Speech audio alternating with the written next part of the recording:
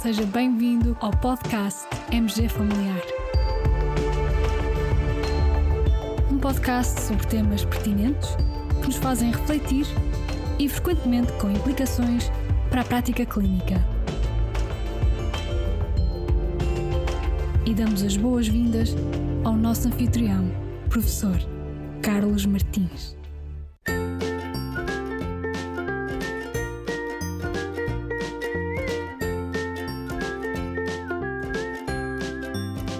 Boa tarde, professor Carlos e a todos os colegas. O meu nome é Graciete Santos, sou interna do 4º ano na USF Mãe d'Água, o LS Amadora Sintra, e gostaria de propor um episódio acerca da nova vacina contra o vírus sincicial respiratório.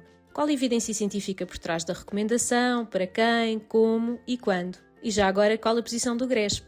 Muito obrigada por tudo o que faz pela Medicina Geral e Familiar. Há uma era pré e uma era pós-professor Carlos Martins, pelo que gostaria de lhe prestar esta pequena homenagem. E já agora, o livro que estou a ler é o Lições de Química, de Bonnie Garmus. Recomendo. Uma ótima semana para todos. Obrigada. Muito obrigado, Graciete, pela gentileza das suas palavras. Gentis, mas sinceramente exageradas. E muito obrigado também pelas suas sugestões.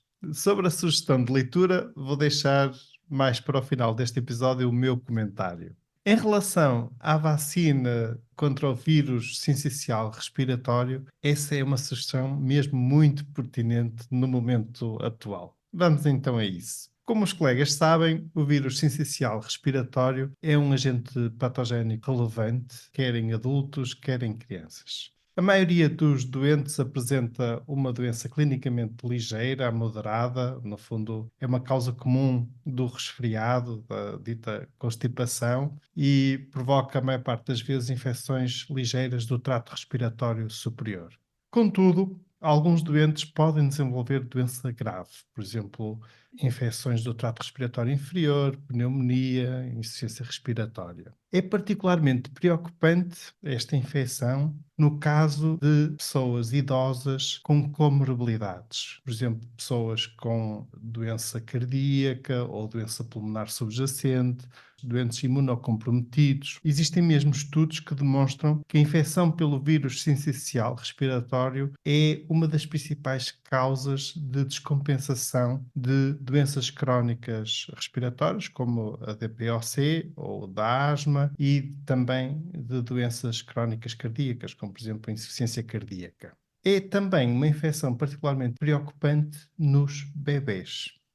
De um ponto de vista de tratamento, normalmente o tratamento é um tratamento de suporte para alívio dos sintomas que acompanham esta infecção. Apenas no caso de doentes imunocomprometidos está recomendado o possível uso de antivirais como a ribavirina ou a administração de imunoglobulina intravenosa. No futuro, talvez venhamos a ter aqui tratamentos antivirais específicos, mas ainda não chegamos a esse ponto. Ora, como não dispomos de um tratamento específico para combater esta infecção, é realmente pertinente a existência de vacina que proteja as pessoas, particularmente os mais vulneráveis, em relação a esta infecção. Desde 2023, estão disponíveis 2 vacinas que visam proteger as pessoas em relação à infecção pelo vírus sincicial respiratório. Uma é uma vacina adjuvada e a outra não adjuvada. São vacinas que, no presente, se recomenda sejam administradas em dose única. Se será ou não necessária uma dose de reforço é algo que ainda está sob investigação. Estas vacinas foram aprovadas quer pelo FDA nos Estados Unidos, quer na União Europeia, pela EMEA, para serem administradas a pessoas com 60 ou mais anos de idade, em particular se forem pessoas com essa idade e que tenham comorbilidades, que as coloquem em risco acrescido de doença grave. Ou seja, pessoas com 60 ou mais anos de idade com doenças crónicas, cardíacas ou respiratórias, imunocomprometidas ou pessoas que vivam em comunidade, por exemplo, num lar. A vacina sem adjuvante também está aprovada para ser administrada em mulheres grávidas para prevenir a infecção no bebê. Uma das questões que se coloca é, então, se temos 2 vacinas, faz sentido preferir uma em relação à outra? Para a maioria dos pacientes, a escolha da vacina é determinada pela disponibilidade. Não existem dados que apoiem a utilização de uma vacina em detrimento da outra.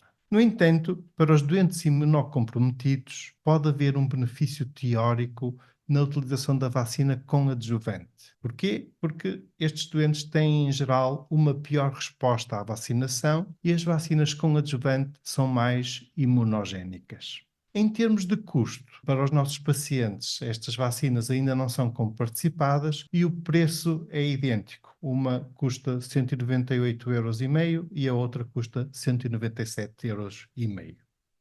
Sempre que falamos de vacinas novas, uma das questões mais importantes que se coloca é relativa à eficácia e segurança.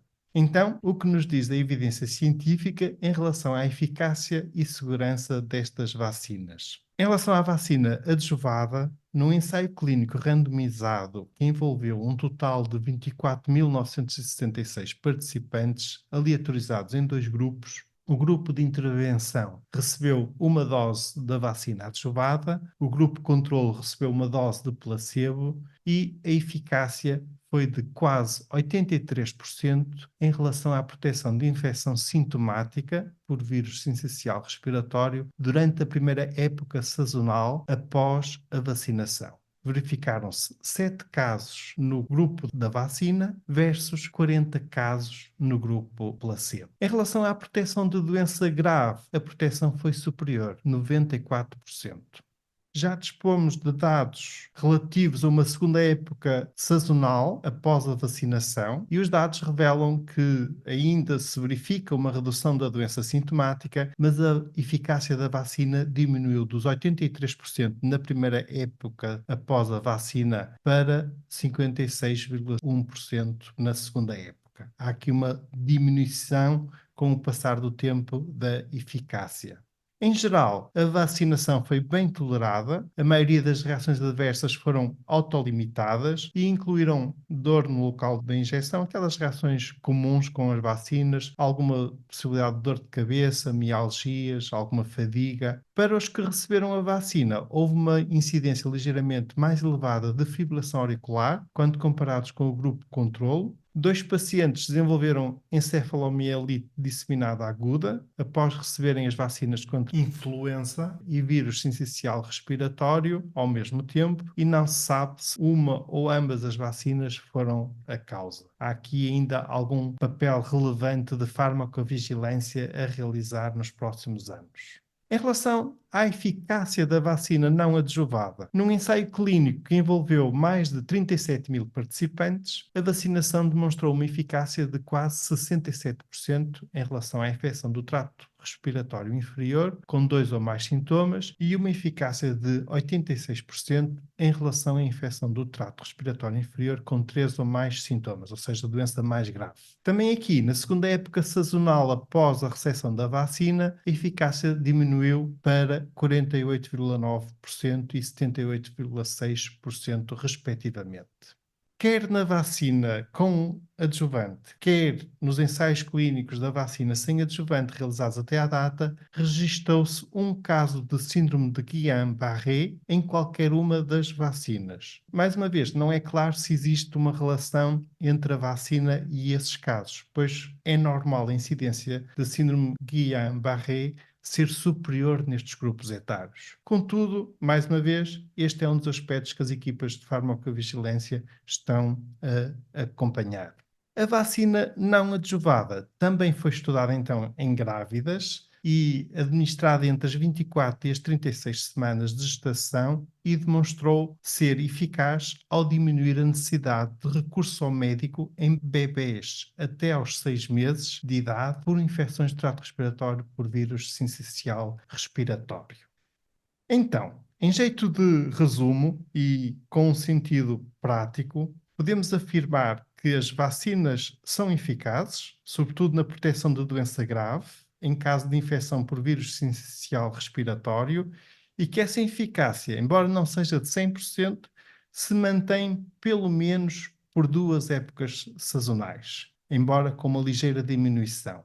Recordo que a época sazonal desta infecção decorre entre outubro até finais de março, princípio de abril, isto no hemisfério norte.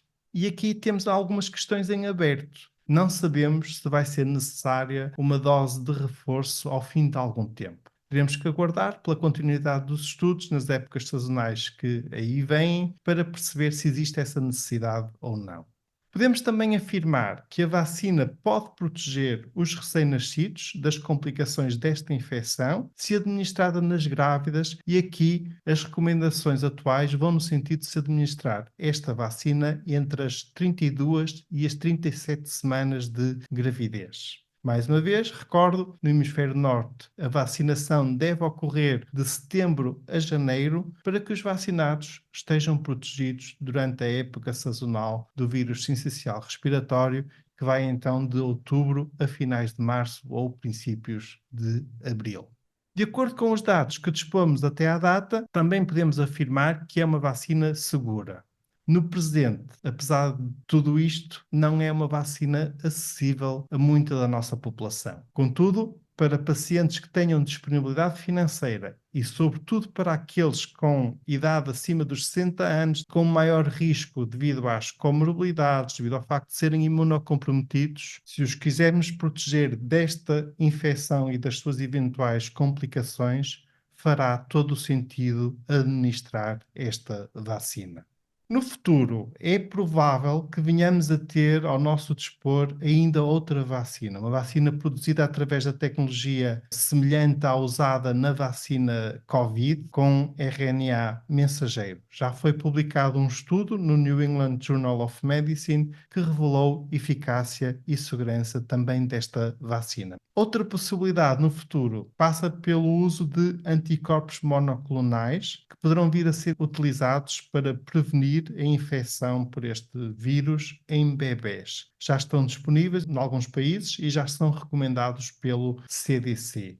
Caros colegas, com este episódio partilhamos alguns links relevantes dos estudos que revelaram a eficácia destas vacinas e segurança, e também o link das recomendações do CDC. Dado que estas vacinas são realmente muito recentes, é possível que venhamos a ter novos estudos e nova evidência científica nos próximos meses ou anos. Mas este é o ponto de situação atual. Quero mais uma vez agradecer à Graciete pela sugestão e pelo desafio que nos lançou, tão interessante. Confesso que não conheço a posição do GRESP em relação a este tópico. E em relação à sugestão de leitura que nos deixou, Graciete, é uma sugestão interessante. Eu confesso que não conheço o livro, mas já vi a série que foi produzida a partir desse livro. Uma série que está disponível na Apple TV e que é também ela muito interessante. Por isso imagino que o livro também o seja.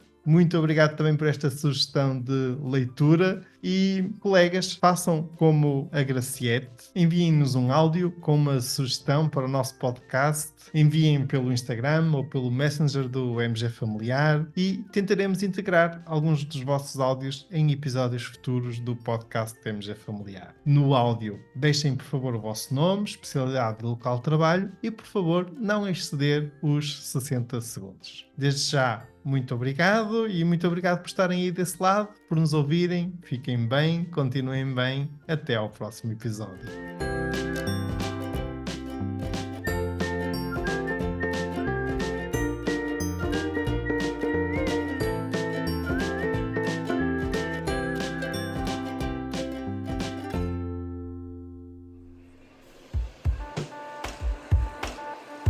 E terminamos assim esta edição do podcast MG Familiar. Muito obrigada por nos ouvir. Se desejar completar a sua leitura, muitos dos conteúdos abordados neste podcast estão disponíveis em www.mgfamiliar.net. Até ao próximo episódio.